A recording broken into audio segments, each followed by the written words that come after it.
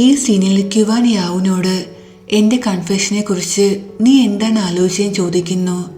യാവു ആകട്ടെ മറുപടി ഒന്നും പറയാതെ സ്മൈലി നിൽക്കാണ്. ക്യുവാൻ വീണ്ടും യാവുനോട് തൻ്റെ ഫീലിങ്സ് എല്ലാം കൺഫസ് ചെയ്യുന്നു. ഞാൻ നിന്നെ ഒരുപാട് സ്നേഹിക്കുന്നുണ്ട്.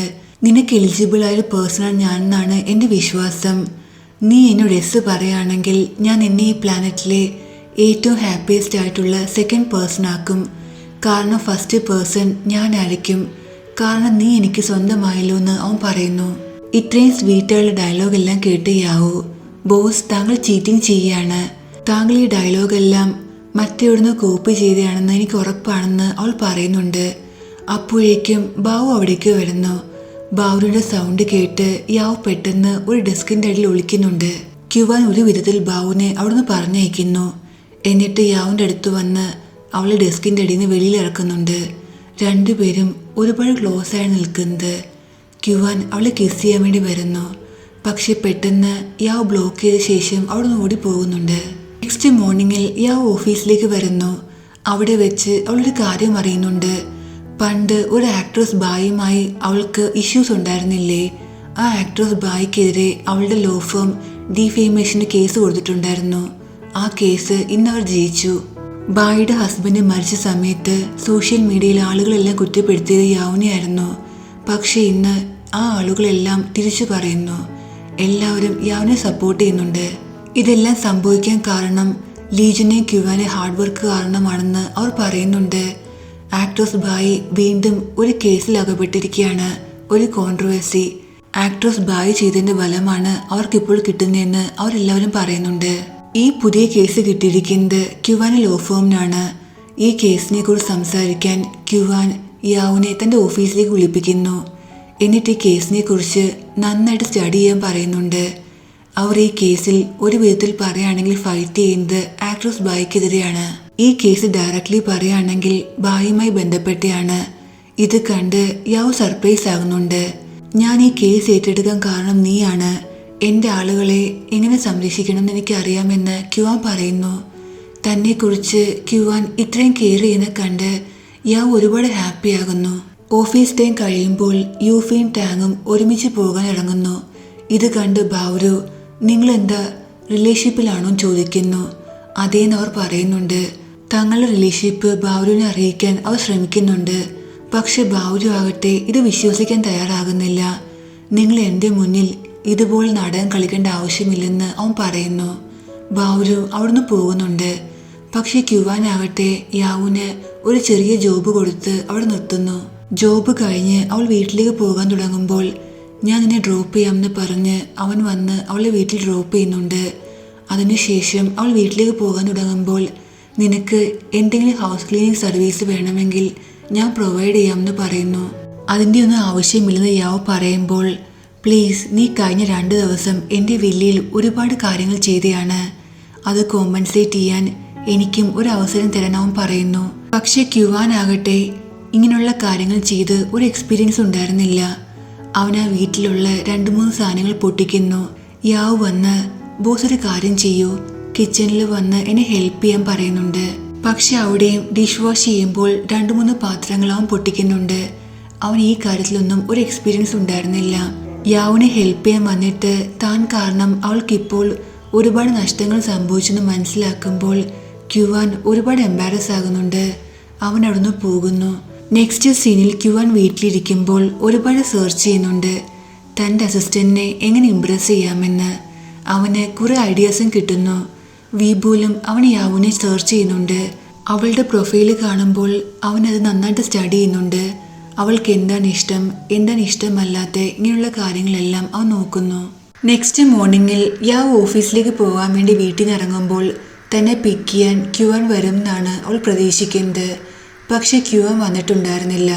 സോ അവൾ ഓഫീസിലേക്ക് പോകുന്നു. അന്ന് ലേറ്റായിട്ടാണ് ക്യുവാൻ ഓഫീസിലേക്ക് വരുന്നത്. അവൻ വരുമ്പോൾ യാവിന് വേണ്ടി ഒരു സ്പെഷ്യൽ ഡെസേർട്ടുമായിട്ടാണ് വരുന്നത്. ഈ ഡെസേർട്ട് ഷോപ്പ് ക്യുവാൻ്റെ വില്ലയിൽ നിന്ന് ഒരുപാട് ദൂരെയാണ്. മാത്രവുമല്ല ലെങ്തി ലൈൻ ക്യൂ നിൽക്കണം അവിടെ നിന്ന് എന്തെങ്കിലും വാങ്ങിക്കണമെങ്കിൽ.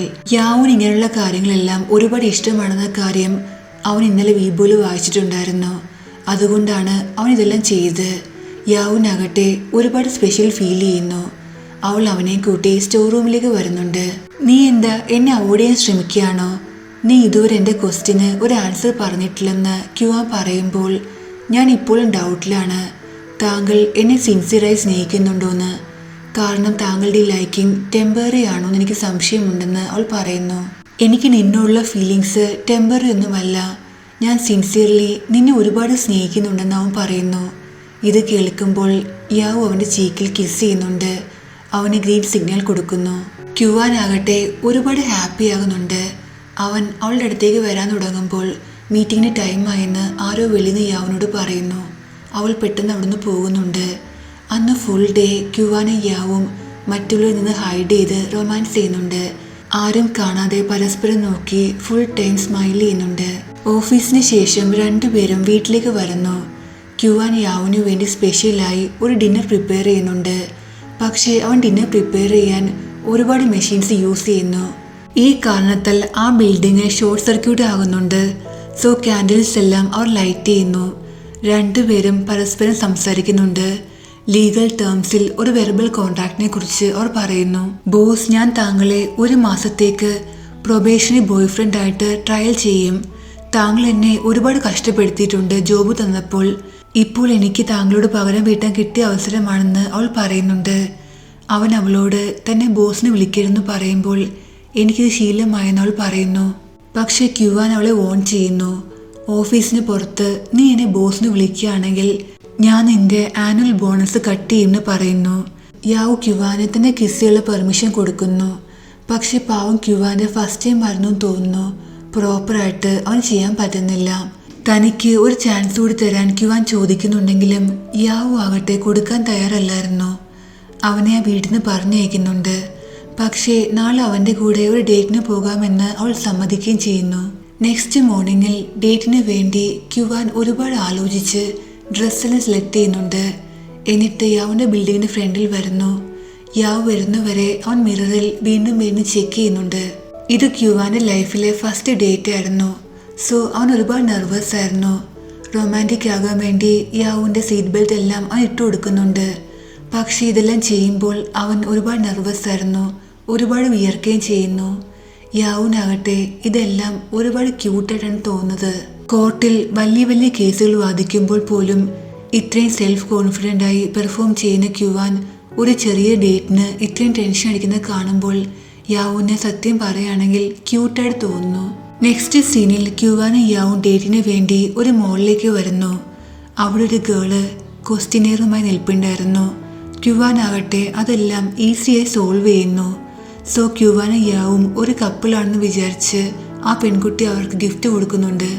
ഗിഫ്റ്റ് കണ്ട് രണ്ടുപേരും എംബാരസ് ആകുന്നുണ്ട്. അതിനുശേഷം അവർ ഫുഡ് കഴിക്കാൻ വേണ്ടി ഫുഡ് കോർട്ടിലേക്ക് വരുന്നു. അവരുടെ അടുത്തിരിക്കുന്ന കപ്പിൾ ചെയ്യുന്നതെല്ലാം ക്യുവാൻ ശ്രദ്ധിക്കുന്നു. എന്നിട്ട് അതുപോലെ അവരും ചെയ്യുന്നുണ്ട്. രണ്ടുപേരും പിസ്സ പരസ്പരം ഫീഡ് ചെയ്യുന്നു. ഇങ്ങനെ ക്യുവാനും യാവും അവരുടെ ഡേറ്റ് നന്നായിട്ട് എൻജോയ് ചെയ്യുന്നുണ്ട്. അവർ രണ്ടുപേരും ഒരുപാട് ഹാപ്പി ആയിരുന്നു.